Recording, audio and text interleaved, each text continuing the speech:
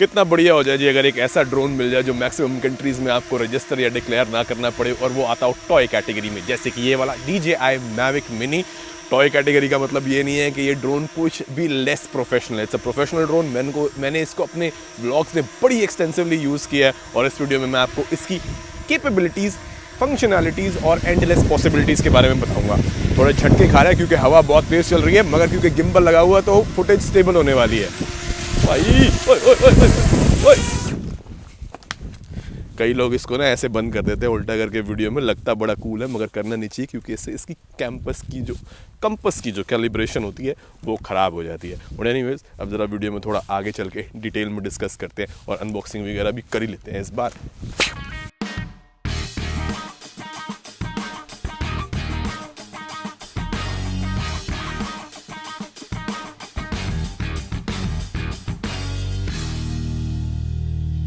हाँ जी, तो आज की वीडियो में खोलना ये डब्बा DJI Mavic Mini है। एक सेकेंड।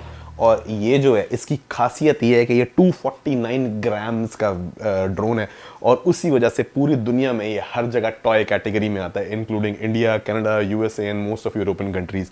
तो इसीलिए इसके लिए कोई स्पेशल रजिस्ट्रेशन की ज़रूरत नहीं है, और इसीलिए मैंने ये खरीदा है क्योंकि कनाडा में अगर आपको प्रोफेशनल ड्रोन उड़ाना है, चाहे वो मैविक एयर हो या फिर कोई भी इससे थोड़ा सा भारी, बेसिकली इसके अलावा कोई भी प्रोफेशनल ड्रोन अगर आपने उड़ाना है तो उसके लिए आपको रजिस्टर करना पड़ता है, and for that you have to be a Canadian resident, permanent resident और अ सिटीजन, और मैं वो दोनों ही नहीं हूँ, तो इसीलिए मैं तो उड़ा भी नहीं सकता था, तभी मैंने ये ड्रोन खरीदा। अब पूरी दुनिया में कहीं भी इसको मैं लेके जा सकता हूँ, and it is very easy and travel friendly. तो इसको ज़रा खोल के देख लेते हैं, फिर थोड़ा सा इसको उड़ा भी देंगे।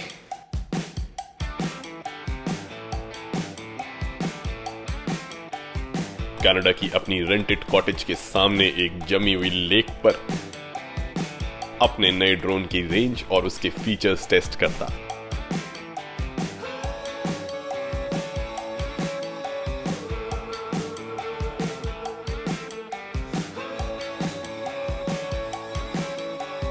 बहुत दूर मैं हूं ट्रैवलिंग देसी।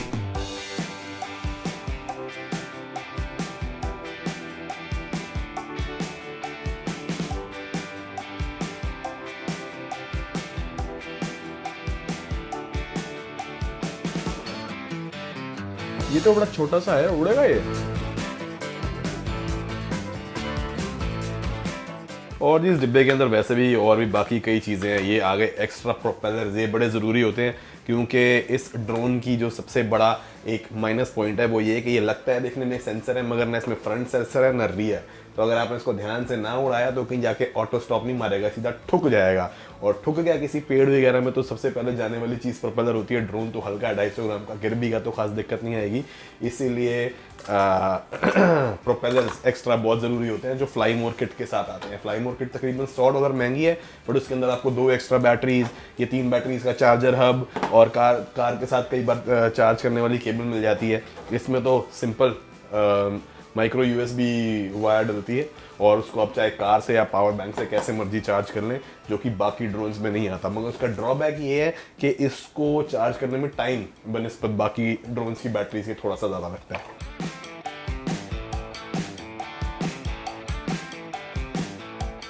अभी अलग अलग फ़ोन्स के लिए हैं ये। अगर आपके पास इनमें से कोई सा भी पॉइंट हो, चाहे वो USB-C हो, माइक्रो, या फिर आईफोन का लाइटनिंग, ये कनेक्ट हो जाते हैं किसी के साथ।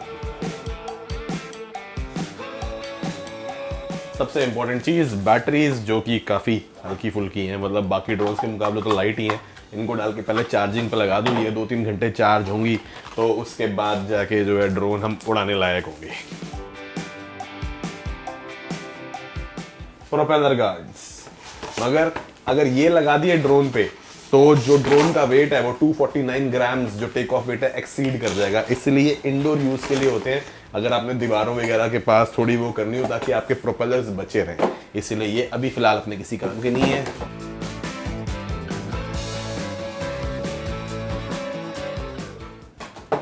चार्जर, जो कि 16 वोल्ट का होता है फॉर फास्टर चार्जिंग। तो जो डब्बे डुब्बे करें साइड, वायर शायर निकाल के उसको चार्जिंग पे लगा दें और फिर चले बाहर। यहीं खत्म होती है हमारी अनबॉक्सिंग। इससे ज़्यादा हमें आती नहीं, क्योंकि 3-4 कैमरा लगा के अब कौन करे, उसके लिए गुरुजी बैठे।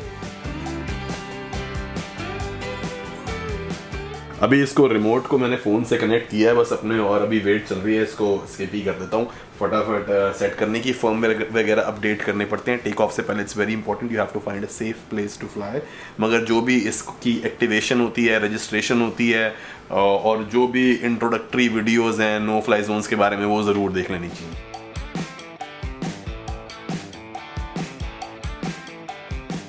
सबसे पहले तो ये उतारना ज़रूरी होता है इसका कवर, नहीं तो अगर गिम्बल इसी के अंदर सेट होना शुरू हो गया ना तो टूटने का खतरा है। इसके अंदर भी गिम्बल होता है? हाँ भाई, ये गिम्बल बहुत ज़रूरी है ताकि इसकी रोटेशन जो है वो, अगर ड्रोन एकदम ऐसे होगा तो ये कैमरा ऐसे रखेगा, बच जाएगा, उससे टेढ़ा मेढ़ा नहीं होगा, स्टेबल फुटेज आएगी।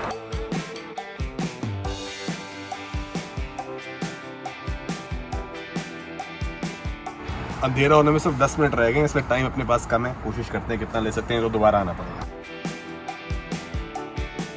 उड़ा दो, उड़ा दो, अरे पीछे हो, लग जाएगी, पीछे हो। पीछे क्या हो, एक चिंगारी फेंकता है क्या? भाई जहाज नहीं है ना,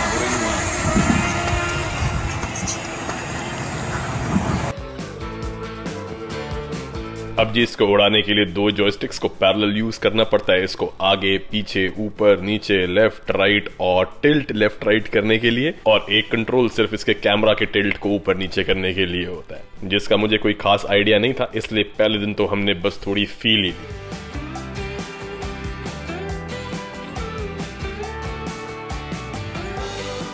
and as you can see ये शॉट्स ना तो स्मूथ है ना फिर प्रोफेशनली शॉट लग रहे हैं, क्योंकि सिर्फ ड्रोन ले लेने से इसे चलाना या वीडियोग्राफी नहीं आ जाती है।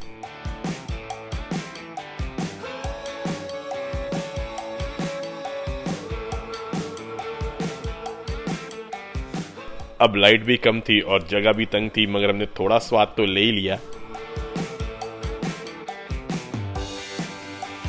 बट जी फिर मैंने सोचा कि अगर आपने ड्रोन का एक्चुअल टेस्ट करना है तो खुली एनवायरनमेंट में आना पड़ेगा। तो मैं टोरंटो से आपको बैक पहुंच चुका हूं वापसी, और मैंने सोचा ज़रा लेक में चलते हैं और लेक में जाके इसको उड़ा के देखा जाए, जो उसके क्विक शॉट मोड है कि आजू बाजू चारों तरफ कैसे घूमता है, रॉकेट शॉट कैसे लेता है।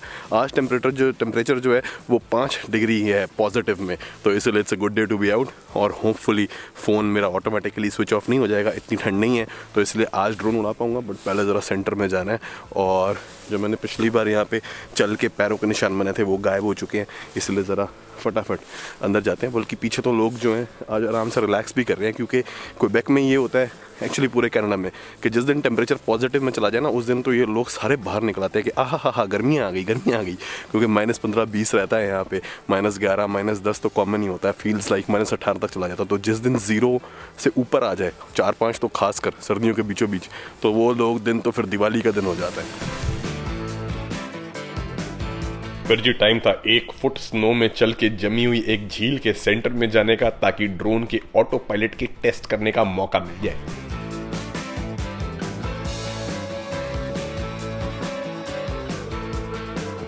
और इसके लिए फनली मैं लेक के ऑलमोस्ट सेंटर में पहुंच गया, और पहले तो थोड़ा सा रेंज टेस्ट करना शुरू किया, जिसमें ड्रोन एक्चुअली काफी दूर तक पहुंच गया था।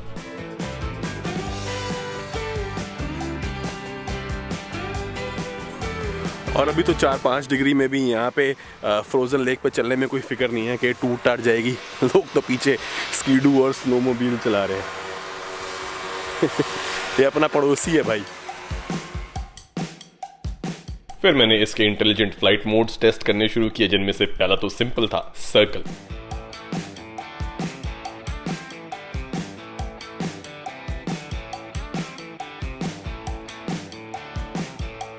इसमें ड्रोन आपके इर्द 360 डिग्री का चक्कर लगाएगा, आपको एज अ सब्जेक्ट ट्रैक करते हुए और फ्रेम के सेंटर में रखते हुए।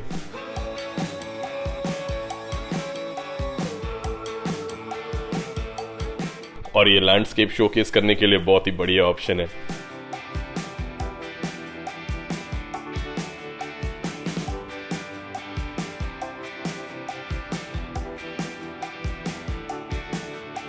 और दूसरा यानी ड्रोनी, जिसमें आप एक बटन दबाएं तो ड्रोन आपको रिकॉर्ड करते हुए थोड़ी पीछे और थोड़ी ऊपर की तरफ जाता है। बट इसका एक ड्रॉबैक ये है कि इसका डिस्टेंस थोड़ा सा कम है।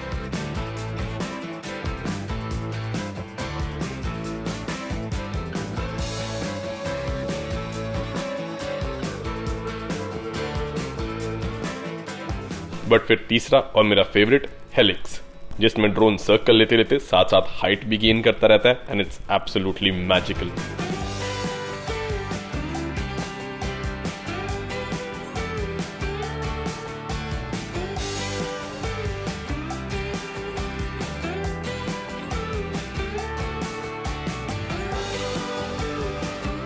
और किसी सोलो ट्रैवलर के लिए ये कमाल की ऑप्शन है, बट मैनुअल सेटिंग में इसकी रेंज एक हॉबी पायलट के लिए तो मोर देन इनफ है।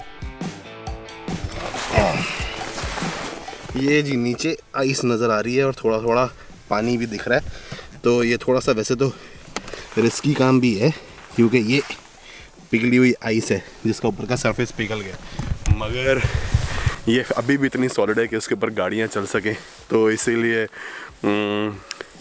थोड़ी थोड़ी घबराहट भी हो रही है, बट कोई नहीं, चलते हैं भगवान का नाम लेके।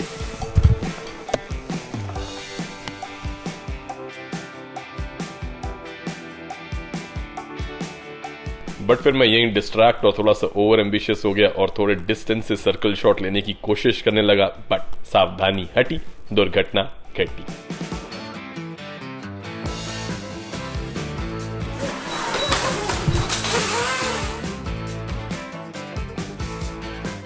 हाँ जी, तो इससे सबक ये सीखा जाता है कि क्विक शॉट में सेंसर नहीं होते, और अगर अपना ध्यान ना दिया या ज़्यादा एम्बिशियस होने की कोशिश करी तो ड्रोन पेड़ में घुसेगा, और अभी पेड़ में घुस के स्नो में आ गया। अब पता नहीं बचेगा कि नहीं, वापस जाके पता लगेगा, मगर उसको उधर ले जाने के लिए मेरे को शैलो उसमें जाना पड़ा जहाँ पे पानी बहुत पिघला हुआ था, और मेरे जूते पूरी तरह गीले हो गए हैं अंदर से, क्योंकि मैं इतना पानी में चला गया था कि पानी वाटरप्रूफ उसके लेयर के ऊपर से अंदर चला गया, और अब पैर पूरी तरह गीले हैं, 4 डिग्री टेम्परेचर है और स्नो में धसे हुए हैं।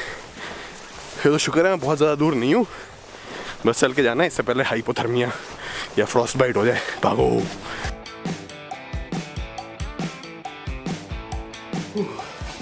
इस तरह पहुँच तो गया हूँ, सबसे पहले जूते उतारने और उसके बाद हेयर ड्रायर मारना पड़ेगा। और ये जो कालापन दिख रहा है ये मैल नहीं है, ये स्किन डिस्कलरेशन है जो कि एक्सट्रीम ठंड से हो जाती है, और इसका अगला स्टेज बड़ा खतरनाक हो सकता है, इसलिए in such situation you have to be very very careful.